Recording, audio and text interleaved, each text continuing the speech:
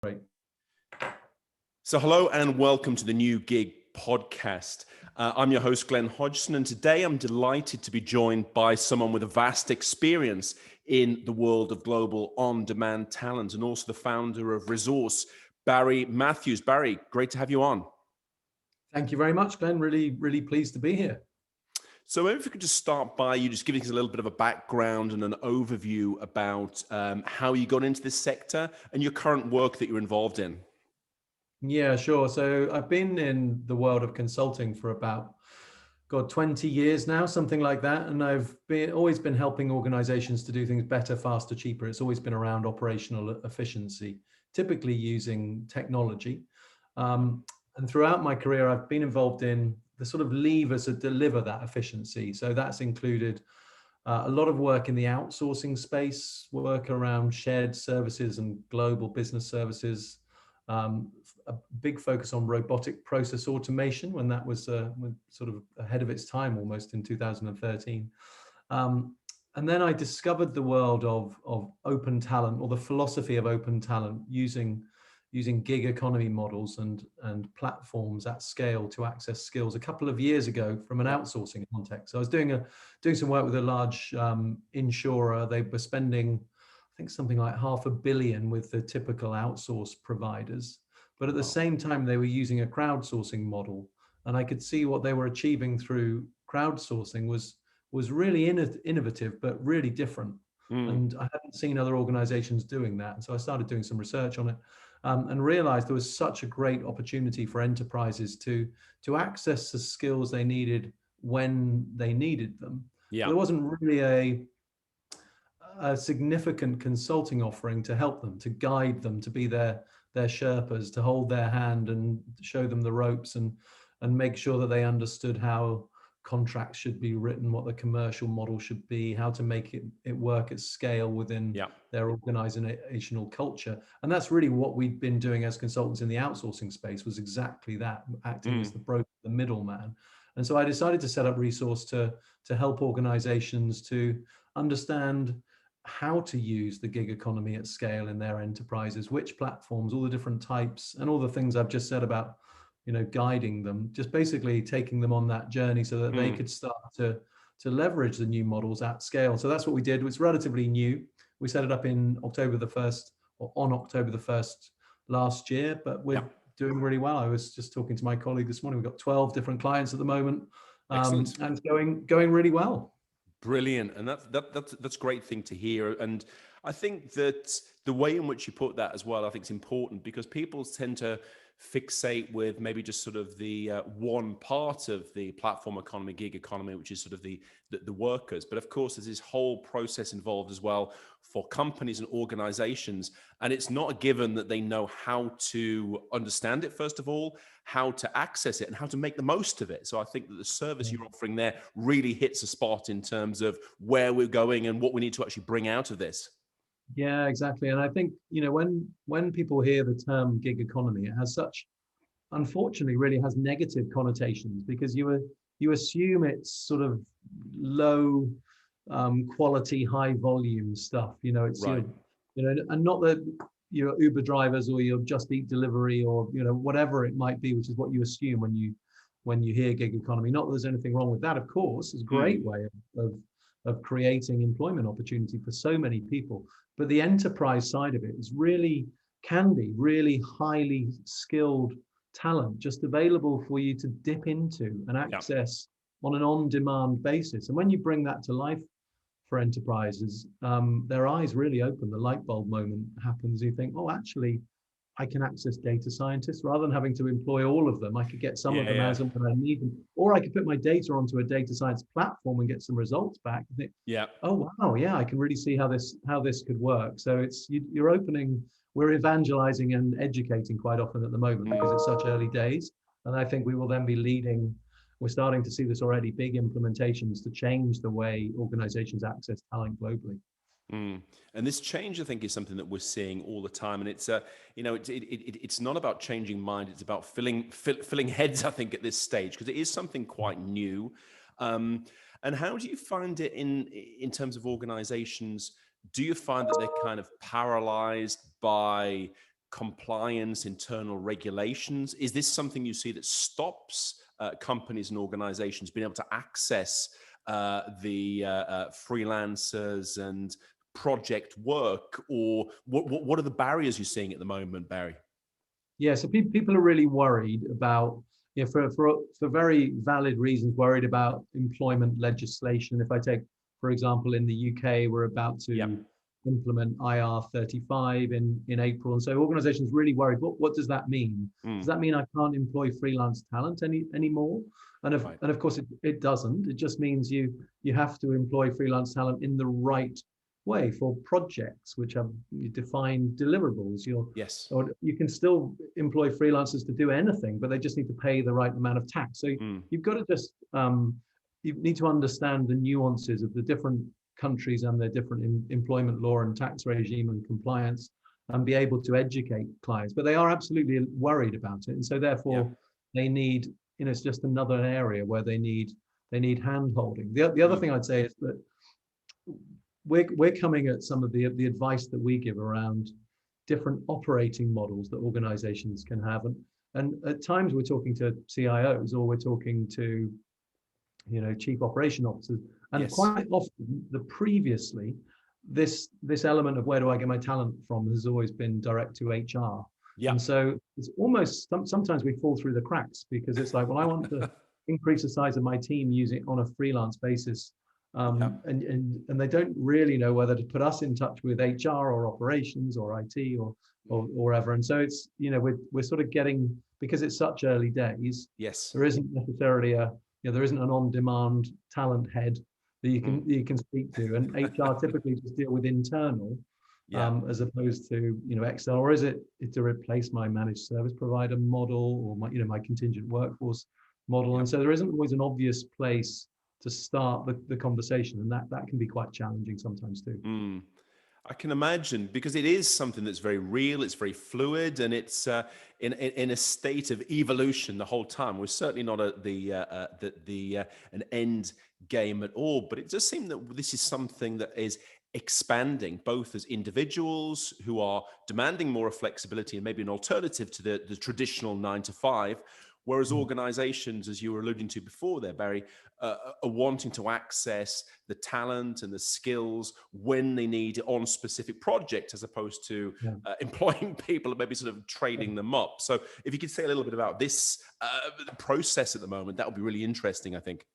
Yeah, no, I think you're absolutely right. You've got both sides of the marketplace. So from a talent perspective, you've got more, millennials and Gen Zs coming into the Yeah. workforce, and they want to work differently. They want to work on different things at different times and have much more choice about what they do. They don't Mm. want a single career and then just stay there.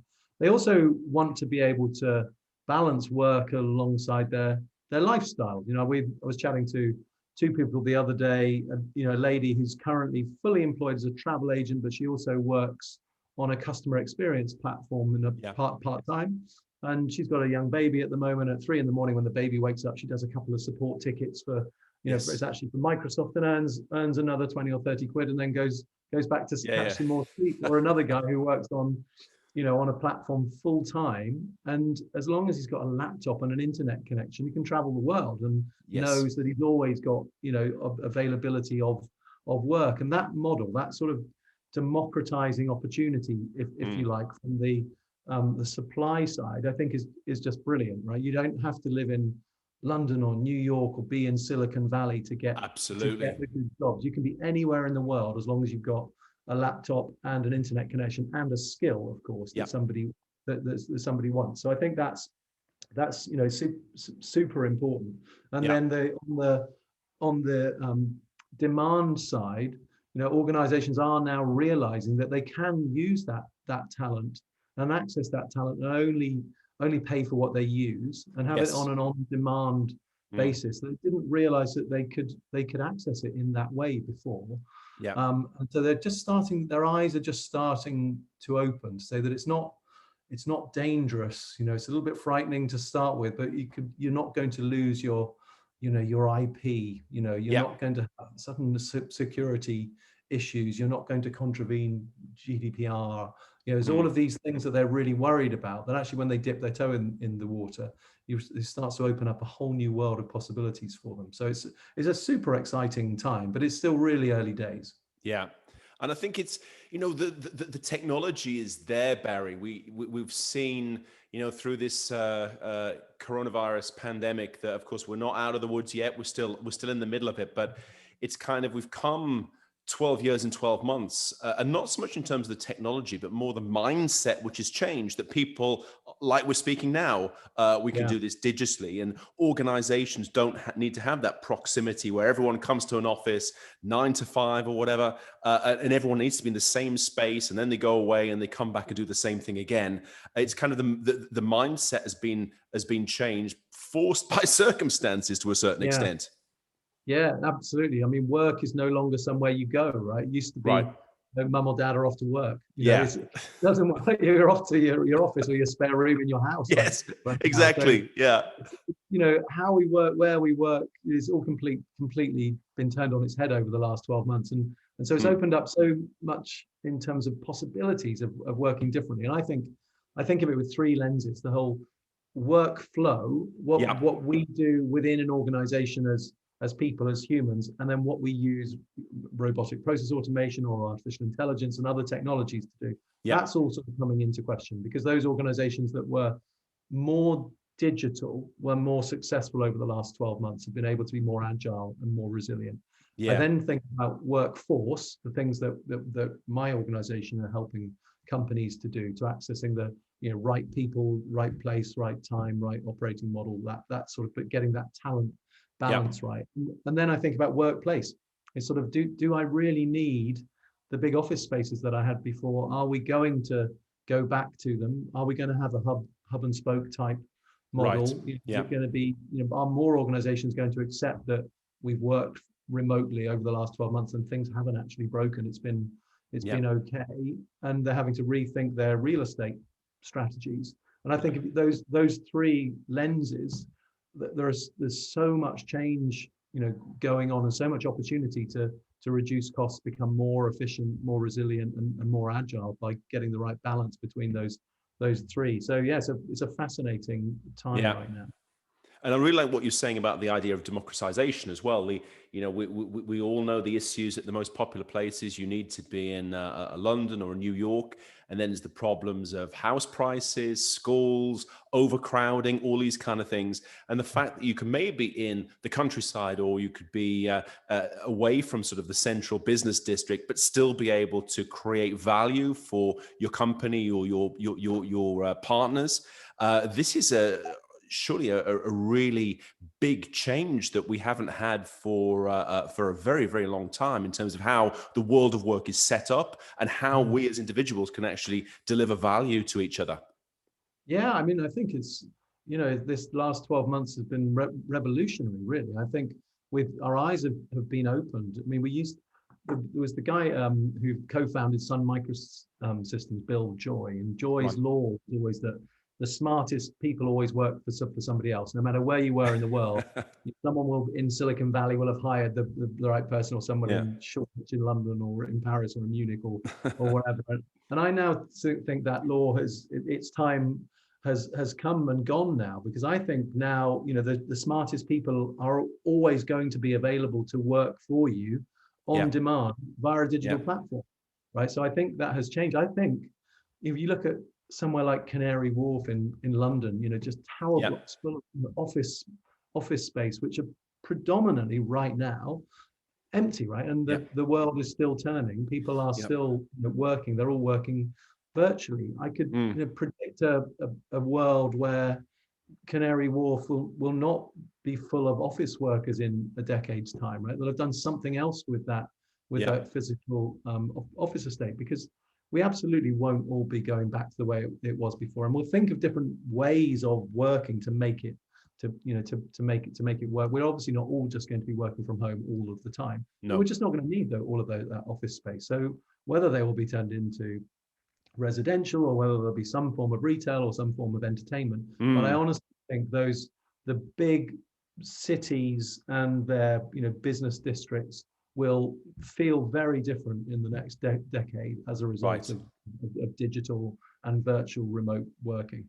Yeah, I fully agree with you on that, Barry. And I also think that at the end of the day, the models, the processes, and even the regulation and the policy will follow the talent. At the end of the day, the talent will decide. And if people can realize, well, I've pretty much got the same structure, I've got more opportunity, I can have more flexibility, but at the same time still have the innate skills, of course, which create the value for others, organizations, and companies, is still going to be crucial. But I think that the talent who is deciding what the rules of the game are more and more as we move forward over time.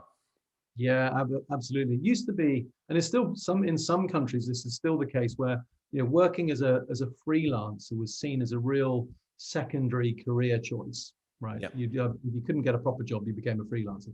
And Mm. now we're seeing, there are 200 million freelancers in the world. If freelancers were an economy, they'd be the 9th largest economy in the world, just behind Brazil. Right. I mean, Right. it's growing at about 24% compound annual growth rate. And, Mm. I think that data was pre-COVID as well. So, we're absolutely going to see it increase. But if you were a freelancer, it was really hard to get a mortgage. For example, I know people Yeah. who had a very lucrative freelancing careers, wanted to buy a house, so had to get a full-time job for a while, showed the pay slip so they could get a mortgage, then resigned and went back to freelancing again.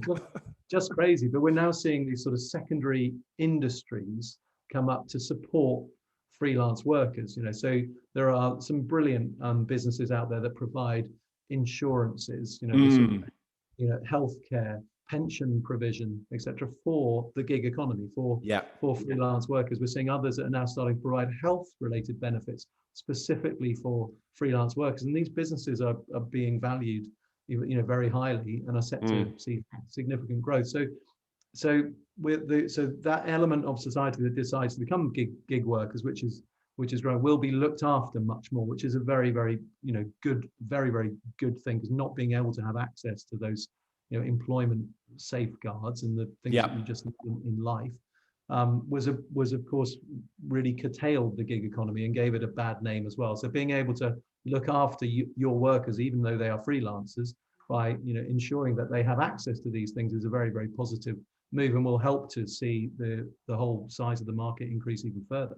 Yeah, absolutely. And not be seen, I think this is an important point you raised there, not be seen as second class citizens or in some kind of parallel shadow economy, which is seeing them shut out and maybe in some cases excluded from some of the things that you said, the ability to take loans, the ability to be able to have the safety net and the protections that standard workers or traditional workers, if you want to call that. And I really feel that over time we're going to see a blurring of the lines, and in the same way that today we talk about commerce, we don't talk about e-commerce so much because e-commerce is part of commerce. I think we won't talk about the platform or the gig economy. We'll just talk about the economy as well, because this is just going to be one strand of the same thing. And I think this is going to be a gradual process, but I think it's certainly something that's going to change and come together over time, Barry, because the market and individuals are demanding it. Yeah, I think the legislation will catch up as this grows. I'm on the board of governors of a university in the UK, and one of the things we care about as a university is progression of students into employment. But if Right. students graduate and go into employment in the UK and as a freelancer, that doesn't count in any of the statistics because they haven't got a proper job. And Yeah. of course, that will all change over time. One of the things I sort of predict that we will all be employed in some way, whether that's on a day rate or on a project basis or even full time via a digital platform. We Right. will at some point in the future all be connected from the people who pay us money, the companies that pay us money, and the services that we have that we make available to the market via digital platforms. Right. I think if you think of the scenario where you're trying to recruit somebody and you're going through a paper-based CV is just Yeah. in this digital world, it's just laughable. And when you use digital platforms like we do all of the time, we've set our Yeah. business up, as you might expect, that we use the gig economy all the time for everything that we need. Whenever I use somebody on one of the global platforms to do something for me, I can see everything about that individual that I choose to work with. I can see how much money they've earned on the platform. I can see how many, of the hundreds of reviews, what the star ratings were, what people said about them. All of Yes. that data is so incredibly transparent and granular. Yet, if in a more traditional environment, if you were, sitting next to an employee and you were, wanting to bring somebody in using a recruitment agency, you could see next to nothing about that individual. You just got their CV of what they said they've done. And I think as we progress through digital transformation of talent alongside everything else, Yeah. we will be able to see really transparently data on everybody that we work with. And we'll be very much valued on our ability to deliver something, our capability, Yeah. rather than the school we went to, the exams we got there. It will all be, I think, very, very different in a few years Yeah. time. It feels very outdated. And also the fact that you raise this point, it still is very much the case that recruitment and recruitment processes, doesn't matter how you try and dress those up, the different layers and these recruitment firms, it's still such a hit and miss, expensive and very inefficient process. There's so much more that needs to be done to that. So surely this is one of those areas that really needs a bit of a kick and a breath of fresh air to make it more efficient for all sides. Because you hear about sort of companies and individuals all saying that the system is flawed, and there is a need for evolution and development in this sector.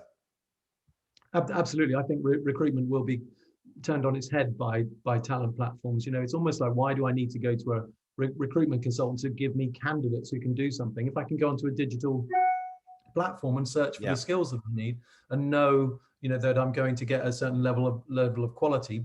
And so the relationship goes direct to the platform rather than through the recruitment company. And so I can see managed service providers and recruitment companies buying platforms, setting up platforms. Most of them are doing something in that space. And then I also see the world of consulting being turned on its head. The world that I've been in all of my life.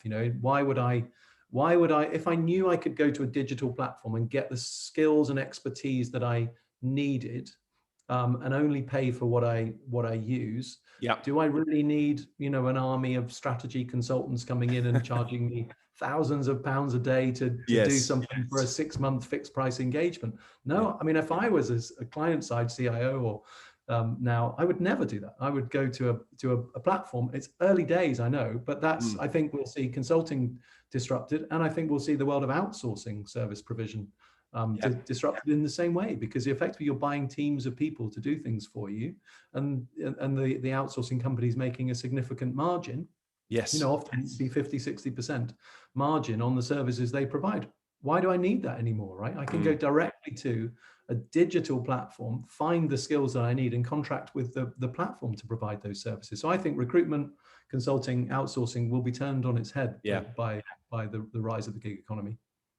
Absolutely, I agree with you on that one. I think that the fact that the big players like LinkedIn and the large operators are getting into this space, given the sort of the growth rates at the moment, for me, sets out the signposts for the future, where we're heading, where we're going, and basically the huge size of the stakes that are in play at the moment as well. Yeah, I mean, it was really interesting to see the LinkedIn news. I can't remember how many hundreds of millions of us are on LinkedIn, but it might be 100 million or something. Turning that into a marketplace. I mean, it's just such a great idea. I know they've tried it before, however, this seems to be a much bigger play, and I think it'll be September by the time we understand whether how it's going to work and how it's going to be branded. And there's talk of a sort of LinkedIn currency to link the two together, which is really, really interesting as well. But if you think that the big platforms now, the Upworks, the Fivers, the Freelancer.com, Freelancer.com has got 50 million people on its platform. You think the size of those three combined, between them, they must have probably 120, 130 million users on their platform. The power of those platforms, and like I said, as I've said many times, it's in its infancy, right? We're in Mm. at very early stages. As we see more and more growth, there is something, depending on how you categorize all of the different platforms, but the traditional, or not traditional, but the talent platforms that you might recognize as being talent Right. platforms, there are about 300 of them now, and there's 2 new ones every week. I mean, it's just growing. So it's almost like if there's an app for that, there's a talent platform for that. Yeah. It's like a Google for human talent. You can Yeah. find just anything you need if you know where to look. Exactly. And I think this is something that we should see as being, it's like everything. You can look at the opportunities or you can look at the drawbacks. But I think whichever way you cut this, the opportunities far outweigh any of the drawbacks or problems with with the development of the sector. Yeah, I mean, it's interesting, isn't it? I think the whole, being able to work remotely, choose when you work, have a laptop on your knee on the beach when you're on holiday, so you've got an opportunity to Mm. work. It's great in many ways. As we said, it democratizes opportunity. There is a downside, of course, in that as you sort of the lines begin to blur between what is social time and family time, Right. and what work, because you have the capability to work anytime you want to. So many people will work, at home as we are now, Mm. Wednesday evenings and their weekends, and you think, well, when do I draw the line? So it's one thing that I think we all need to be careful as we embrace this brave new world, that trying to draw lines between family time and social time and exercise time and all those other things, Yeah. and put the laptop down and stop working, because it's very, very difficult to do, as I know myself. And then the other thing is that, the platforms are so big, the communities are so large, that the cream rises to the top and will get Mm. most of the work. And then there'll be a lot of people on platforms who might they might resign their jobs and decide to work as part of the gig economy on platforms, and find it very difficult to find work and make a living. At the moment, it's completely unregulated. So Yeah. some platforms really look after their community, others don't. And I think there's a lack of standards. There's a lack of enforcing quality. And so I think we Mm. start to see rules and standards in the platform landscape, which will help to protect workers as well. Excellent. Well, these are really great insights, proper food for thought there as well, Barry. And we're really at the beginning, as you say yourself, and it's going to be interesting to catch up with you and follow this process and get your insights and feedback as we go through these developments in the sector. So, Barry, thanks very much indeed for your time today, and let's talk again soon. Thank you very much. It's been a pleasure.